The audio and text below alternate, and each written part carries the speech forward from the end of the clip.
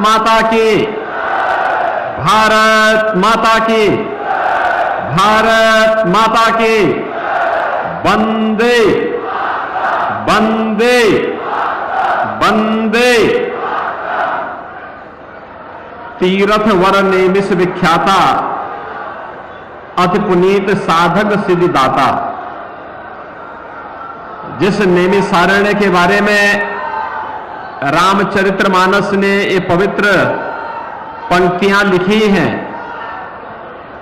ऐसे नैमिष की धरा को कोटि कोटि नमन करते हुए आप सभी मतदाता बहनों और भाइयों का मैं हृदय से स्वागत करता हूं, अभिनंदन करता हूं। मां ललिता के इस पावन भूमि पर, जिसे महर्षि दधीचि ने अपनी हड्डियां दान करके दैवीय शक्तियों की विजय के संकल्प की भूमि में के रूप में आगे बढ़ाया था, ऐसी पावन धरा नैमिषारण्य को मैं नमन करते हुए आप सबका हृदय से अभिनंदन करता हूं। बहनों और भाइयों, एक फैशन सा बन गया है भारत की सनातन संस्कृति को गाली देने की, भारत की ईश्वरीय सत्ता को चुनौती देने की, प्रभु राम और प्रभु कृष्ण के अस्तित्व को चुनौती देने की। और इसके बारे में तो मैं केवल यही कहूंगा कि विनाश काले विपरीत बुद्धि। जब किसी की बुद्धि विपरीत होती है तो प्रभु सत्ता को चुनौती देता है, सनातन धर्म को गाली देता है और आपकी आस्था के साथ खिलवाड़ करता है। इन्हें नहीं मालूम ये हिंदुस्तान है, यहां की ऋषि परंपरा केवल यज्ञ हवन तक ही अपने आप को सीमित नहीं करती थी, केवल अपना व्यक्तिगत आध्यात्मिक साधना तक ही सीमित नहीं रहती थी। शांति काल है तो शास्त्र का चिंतन करता रहा है, और विपत्ति काल रहा है तो शस्त्र का संधान भी करता रहा है। शस्त्र और शास्त्र की भूमिका बेहतरीन समन्वय है हमारा नैमिषारण्य, जहां के ऋषियों की अस्थियों ने भी देवताओं के लिए शस्त्र का संधान बना करने का काम किया था।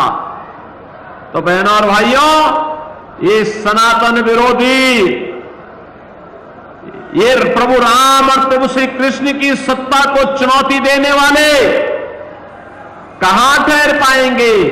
आज अपनी हार को सुनिश्चित देख करके ये फिर से राम के अस्तित्व को चुनौती देने लग गए हैं। क्या आप इसको स्वीकार करेंगे? क्या प्रभु राम के अस्तित्व को चुनौती देने वालों को स्वीकार करेगा क्या भारत? आपने देखा होगा बदलते हुए भारत को, मोदी जी के नेतृत्व में आज एक नया भारत का दर्शन पूरा देश कर रहा है। और बहनों और भाइयों, आज तीसरे चरण का मतदान भी हो रहा है। 2 चरण में पहले संपन्न हो चुके हैं। 2 चरण में 191 सीटों पर चुनाव हुआ, तीसरे चरण में 94 सीटों पर फिर से चुनाव हो रहे हैं। यानी आज के बाद आधा चुनाव संपन्न हो चुका होगा। आधा चुनाव संपन्न होने का मतलब जो दुनिया देश की आवाज है, फिर एक बार 400 पार, फिर एक बार, फिर एक बार। ये जो 400 पार का जो लक्ष्य है बहनों और भाइयों, यह नजदीक आ चुका है और इसके लिए आप सबको लगना पड़ेगा। एक एक सीट का हिसाब रखना पड़ेगा और तब फिर एक बार मोदी सरकार भी आएगी और अब की बार 400 पार का लक्ष्य भी पूरा होगा। जिस भारत की सीमाएं सुरक्षित हुई हैं, जहां आतंकवाद के सामने घुटना सरकार नहीं टेकती, बल्कि आतंकवाद को नेस्तनाबूद करके हमेशा के लिए उसकी राम नाम सत्य है कि यात्रा निकालने का जज्बा जिस सरकार में रहा हो, हमने उस सरकार को देखा है जिसने भारत विरोधी वे सभी प्रावधान समाप्त किए, चाहे वह धारा 370 का मामला हो, चाहे वह इस देश के अंदर आतंकवाद और नक्सलवाद की जड़ जहां भी खड़ी रही, उस बेल को नष्ट करने के लिए भारतीय जनता पार्टी के नेतृत्व की मोदी जी की सरकार ने वे सारे उपाय आने वाली पीढ़ी के भविष्य के लिए कर दिए हैं। हमने उस भारत को देखा है जिसमें हाईवे वर्ल्ड क्लास के बन रहे हैं, जिसमें एक्सप्रेसवे बन रहे हैं, जिसमें रेलवे और मेट्रो का बेहतरीन कार्य हो रहा है, जिसमें one district one medical college का निर्माण हो रहा है, जहां IIT, IIM, AIIMS, IIIT, NIT, world class university, one district one medical college, हर घर नल की योजना लागू हो रही है।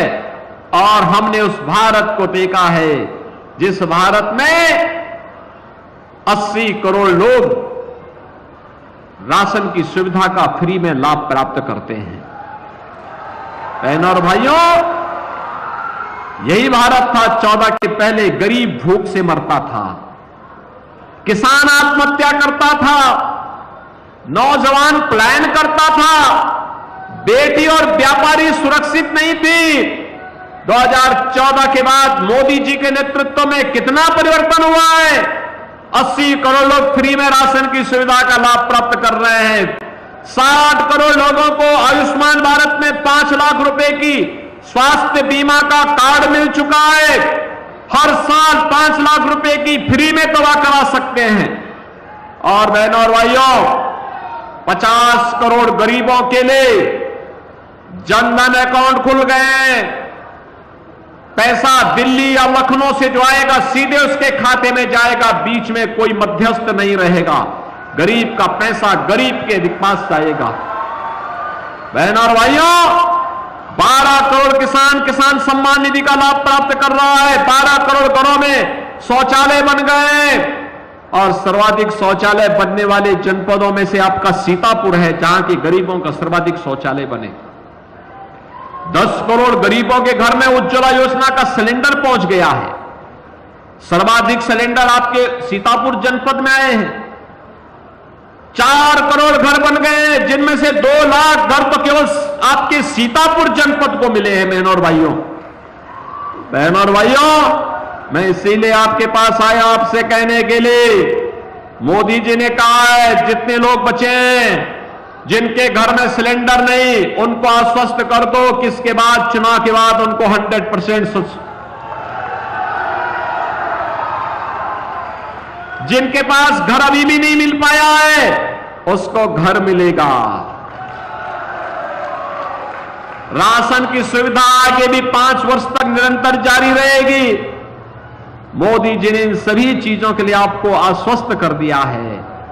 और इसलिए बहनों और भाइयों, आज मैं आपके पास आया हूं। ये परिवर्तन तब आया है जब आपका एक वोट मोदी जी के समर्थन में कमल चुनाव चिन्ह पर गया है।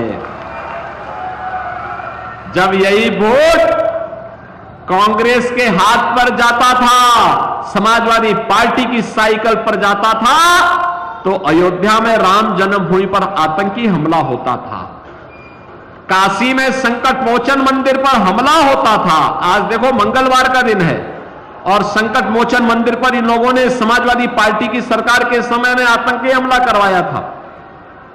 तब बहनों और भाइयों, रामपुर में सीआरपीएफ कैंप पे हमला हुआ था।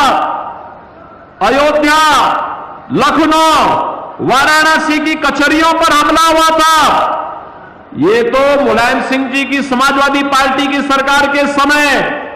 और बहनों और भाइयों, उसके बाद जब अखिलेश यादव आए तो इन्होंने उन आतंकवादियों के मुकदमों को वापस लेने का कुत्सित प्रयास किया था। यानी हिंदुओं पे झूठे मुकदमे, राम भक्तों पर झूठे मुकदमे और आतंकवादियों के मुकदमों को ये वापस लेते थे। तनिक भी शर्म नहीं आती थी इन लोगों पर, तनिक भी शर्म नहीं आती थी इन लोगों को। और यही कहने के लिए हम लोग आए हैं, जो आतंकवाद के समर्थक हो, राम के द्रोहियों, वे जो माफियाओं और अपराधियों को शागिर्दों, आपने देखा होगा परम राम भक्त, प्रदेश के विकास के लिए अहर्निश प्रयास करने वाले कल्याण सिंह जी की मृत्यु हुई। समाजवादी पार्टी ने एक भी शब्द संवेदना के नहीं व्यक्त किए। लेकिन बहनों और भाइयों, अभी एक माफिया की मौत हुई थी। उस माफिया के मरने पर फतिया पड़ने के लिए समाजवादी पार्टी के लोग उसके घर में गए थे। ये राम भक्तों के विरोधी है, ये माफियाओं के समर्थक हैं, ये राम भक्तों पर गोली चलाते हैं और आतंकवादियों के मुकदमों को वापस लेते हैं। इन लोगों से बदला लेने का समय है ये महापर्व चुनाव। अपना एक एक वोट ऐसा ठोकिए, ऐसा लगाइए कि ये आतंकवाद समर्थक हमेशा के लिए भारत की चुनाव की प्रक्रिया से गायब हो जाए, वह आपके चुनाव से लड़ने का हिम्मत ही न करने पाए। सहमत हैं? सहमत हैं? बहनों और भाइयों, ये चुनाव केवल चुनाव नहीं है, ये चुनाव है नए भारत को आत्मनिर्भर और विकसित भारत बनाने का। आत्मनिर्भर और विकसित भारत बनाएंगे। आत्मनिर्भर भारत का मतलब हर नौजवान आत्मनिर्भर, उसके हाथ को रोजगार होगा। हर व्यापारी आत्मनिर्भर, हर महिला आत्मनिर्भर, हर अन्नदाता किसान आत्मनिर्भर। और आत्मनिर्भरता के इस लक्ष्य को प्राप्त करने के लिए बहनों और भाइयों, मोदी जी का तीसरी बार प्रधानमंत्री बनना आवश्यक है। सहमत हैं? और मोदी जी को प्रधानमंत्री तीसरी बार बनाना है और अब की बार 400 पार का लक्ष्य प्राप्त करना है, तो बहनों और भाइयों, अशोक रावत को यहां से भारी बहुमत से विजयी बना के भेजना होगा। एक कांग्रेस और सपा का गठबंधन के जो प्रत्याशी हैं, इनकी जमानत जब्त करेंगे ना? सहमत हैं? करेंगे तो कमल चुनाव चिन्ह पर आपको वोट देना होगा। सहमत है ना? दूसरा, घर घर में मोदी जी का संदेश पहुंचाना होगा। और पहुंचाना क्या होगा? विकसित भारत के लिए, आस्था का सम्मान करने के लिए, गरीब कल्याण के लिए, सुरक्षा और समृद्धि के लिए कमल आवश्यक है। कमल चुनाव चिन्ह आवश्यक है। बोलेंगे ना? पहुंचाएंगे?